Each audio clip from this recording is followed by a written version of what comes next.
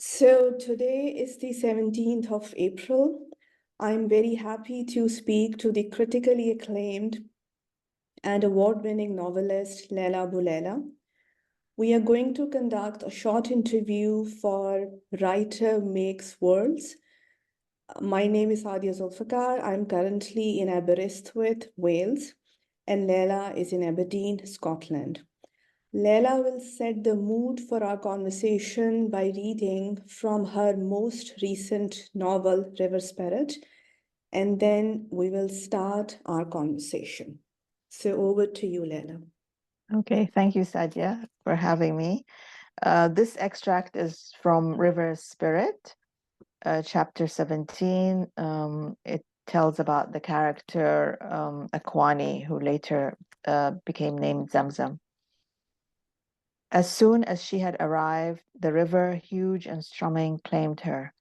After years in the desert, she felt welcomed by the water, knowing it to be the timeless companion, the one that ran without effort, gave without needing, sang and sang the ancient tunes she had heard in her childhood, the songs she had yearned for and listened out for, that she had only half understood, but it did not matter because listening was more important.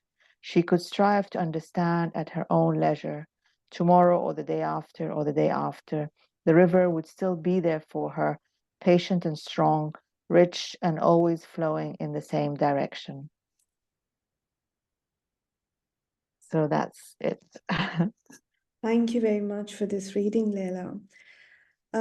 I guess my first question to you is, what are the most important elements you take into consideration when you create your Muslim women characters? And what writers particularly have inspired you to create them? Well, I grew up in a Muslim country, and the strongest influences on my life were my mother and my grandmother, both of whom were very much, practicing Muslims and very much grounded in Islamic teaching. So when it comes to building, writing about Muslim women and building their characters, I depend on my own experience. And my grandmother was one of very few women who was enrolled in medical school in the late 1930s in Cairo, and she had to stop her studies after marriage and children, and this was something that she kind of like regretted. On the other hand, my mother continued with her studies, and she got, after she got married, even, and she actually went to London to get a PhD, while my grandmother looked after us. And both my mother and my grandmother, they were very interested in Islam. They were very, um, they used to study it. And in their free time, they read the Quran. They valued the Islamic teaching, even though they valued secular education as well, as I said. And they were kind of like self-educated in Islamic Sharia and fiqh and so on. And so it was these conversations I heard around me. I grew up hearing conversations about Islam and understanding, and this gave me the perspective. And one of the books that they introduced me to were Bint al-Shati's Wives of the Prophet, which I loved a lot, and I read a great deal. And this lady Bint al-Shati was an Egyptian professor of Arabic, and she also wrote Daughters of the Prophet sallallahu alaihi wasallam. And so hearing the lives of the early Muslim women was also something that my grandmother would be researching and talking about. So, and I grew up in Khartoum in fairly liberal circles, and I met Muslim girls from all kinds of backgrounds and different levels of how they saw Islam and how they saw it as a tradition, sometimes, or just as a culture. And so these were the women who later on inspired characters like Samar in The Translator, who, you know, was a kind of an average Sudanese girl who was devout, and Najwa, who was not, you know, and who was very westernized. They came from women that I, you know, that I knew growing up. But for me, the important consideration in writing is to take Islam seriously and to take each woman's spiritual journey seriously. And this seriousness is, you know, taken by me, the writer, by the narrator, by the characters themselves, and more importantly, by the rules or the underlying logic of the fictional world that is portrayed in the novel. Whether the characters practice Islam fully, or are moving towards it, or you know, it's things that what interest them, what they challenge, what, you know, what challenges them, and how these journeys take place. I've also been aware of how the lives of Western women in the decades before the 1960s were not much different from the way Muslim women live today. You know, the complicated courtships in Jane Austen's novels, the struggles and temptations a lone woman faces away from home in Charlotte Bronte's novels, and the chaste dating in classics such as Little Women and Rebecca, are how Muslim women are living in the present day. And it's these novels inspire me, and I'm always struck by, you know, the how Muslim these characters and situations are, even though, of course, they are not Muslim novels. Yeah. Cheers. So my next question is connected with the first one. So in your work, female characters are foregrounded, and we are hearing their side of the story, both in terms of politics and also, you know, in terms of their romantic relationships. So, do you believe, Leila, that your work has contributed to altering the colonialist understanding of Muslim women and assisted in the rethinking of some feminist analysis about Muslim women? Well, you know, that the way Muslims are portrayed in literature, especially Muslim women, it's simplistic, it's two-dimensional, and this is because of the, you know, the assumptions of Western cultural superiority, because of racism, because of Islamophobia, and generally the poor understanding of Islam. And so sadly, even Muslims, when they are writing themselves, they also then tend to copy this this kind of two-dimensional simplistic patterns. So I do my best to try not to fall into this trap. You know, I don't look over my shoulders when I'm writing, and I try hard not to pander to the expectations of the Western reader. I also deliberately avoid talking back or answering back to the colonialist narrative. So I do not set out to deliberately confront prejudices or to correct misunderstandings, because this would center the colonialist vision, and my intention is to proceed with a clean slate. To some extent, you know, this is not practical, it's ideal, but and it's not practical, especially because the subject matter of many of my works, the characters and situations, deal directly with such a conflict as, for example, in The Translator, The Kindness of Enemies and River of Spirit. So ideally, I'm not centering the colonialist narrative, but on a practical level, that might not always be possible. When I write, I imagine my reader to be one of the characters I'm writing about. In reality, of course, most of my readers are non-Muslims, but still, I do not allow myself the position of informant, speaking about my characters behind their back. I center them in the stories, and I center them as my audience too. Many of my readers are from Africa and the global South, and though they might not be Muslims, the lifestyle of my Muslim characters and their attachment to their faith is understandable to them and familiar. And I don't believe that my Christian readership in Africa view my characters with the same lens as their European counterparts. Most societies in the global South adhere to religious values, and their ideas of feminism are not identical to Western white feminism.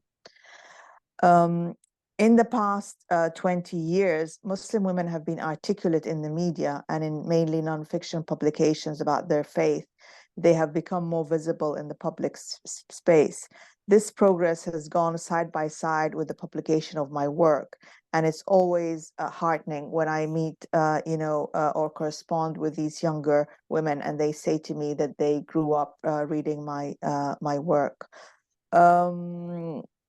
I find that some of the recent nonfiction writing by Muslim women tends towards activism and political engagement with focus on issues such as Islamophobia, identity, women's rights, and the hijab. The result then is almost a secularization of the language and not much insight into how Muslim women live their lives. So in my writing, I emphasize the interior life and invite the reader to experience this alternative world and to see it through the eyes of the protagonists. I think that there's already a lot of feminism that's embedded in Islam, and historically, Muslim women were not subjected to the same injustices as women in other traditions.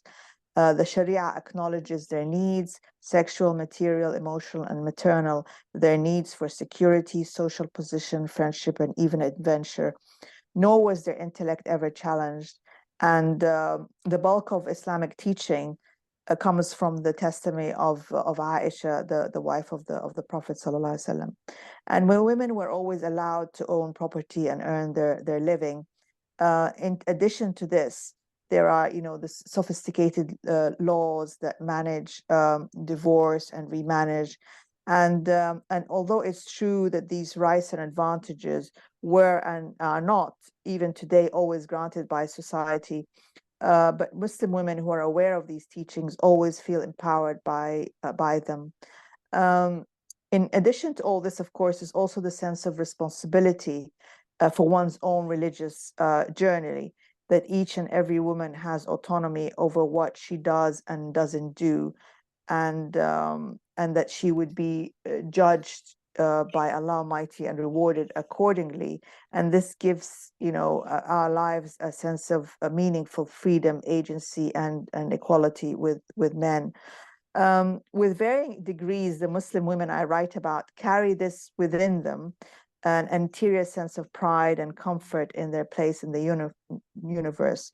They're not, helpless victims with no sense of identity, waiting for, Western feminism to free them or for the colonialists to rescue them. They are fulfilled in their religion and working their way through it and not outside it. And I think that is the main point.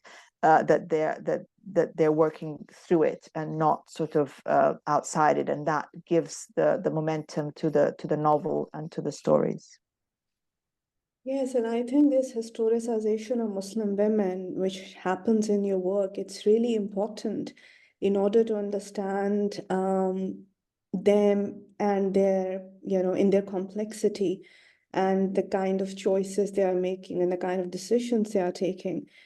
And Leila, in my opinion, one of the main strengths of your fiction is the manner in which you historicize your female characters and also historicize the relationship between Islam and the West. And you explain many things, which various narratives, especially the colonizers' history and the narratives of the right-wing Islamist forces have manipulated and distorted. I'm thinking here of the kindness of enemies and how Queen Victoria supported the jihad of Imam Shamil against Russia in order to keep Russia away from the subcontinent. And then how in River Spirit, right-wing forces used poor people in colonial Sudan to exploit the local population for their own monetary and political gains. And both these situations are still relevant in modern times. I mean, the use of force against Muslim countries under the pretext of liberating Muslim women and spreading, American democracy, and then the abuse of religion by Daesh and other militant groups. And your fiction in this context, current context, provides a clear picture of the past and how the colonial legacies are still inflicting damage. And your fiction inspires, especially those who are interested in history and how history has been written over the centuries. So, what inspired your interest in history, particularly colonial history? and the historic love-hate relationship between Islam and the West? Um, You know, the stories in history are always grab my attention. And when you're looking back at this history, it's got this beginning and then the end, it's sort of, it's fascinating for me how the different perspectives are from in each sort of episode, that different sides look at it in different ways. um, in the kindness of enemies, the Muslim Shamil is uniting the tribes of the Caucasus to fight against Russian imperial expansion. He's supported by the Ottoman Sultan and also by Britain, which sees Russia as a threat to India, and Shamil's resistance as a way of protecting India. This is therefore a situation in which Britain supported a jihad because it suited its interest, as later the West would, support the Afghan Mujahideen who fought against the Soviets. So I was writing The Kindness of Enemies during the War on Terror, the years of the War on Terror. So I wanted to highlight this particular point. I was also very moved by the fate of Imam Shamil's son, Jamaluddin. As a child, he was taken hostage by the Russians, and he grew up in the Tsar's palace as his godson.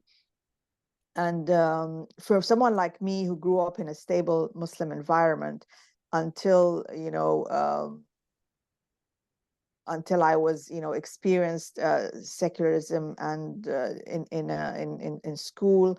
The story of Jamaluddin moved me. I found it very moving that even the son of an imam could grow up in a secular Christian environment, and that this father couldn't protect him from that. And when he goes back to his family as an adult in order to exchange himself for this Georgian princess, which is what the novel covers, he's depicted in the Russian sources as being as sacrificing. It's a big sacrifice for him to go back to the mountains and back to all these sort of primitive people. But in the Muslim sources, when you're reading them, they stress that that Jamaluddin was happy in reuniting with his family and sort of happy to reunite with his faith. He, of course, though, did suffer from cultural confusion, and so his story shows us that beyond the cruelty of warfare, fighting and death, there's also the insidious way the culture of the colonial power weaves its way through people's hearts and minds. And in some ways there's no going back. And of course, to Shamil satisfaction, Jamaluddin was returned to the faith and died a Muslim, but he was always sort of tainted. And I was influenced by Frantz Fanon's Black Skin's White Mask, and in which he examined how colonialism is internalized by the colonized, and how an inferiority complex becomes fixed in people's minds. And Fanon has always been an inspiration for me. Thank you very much, Leila. And on this note, we can close the conversation. Thank you for your time, Leila. Thank you, Sadia.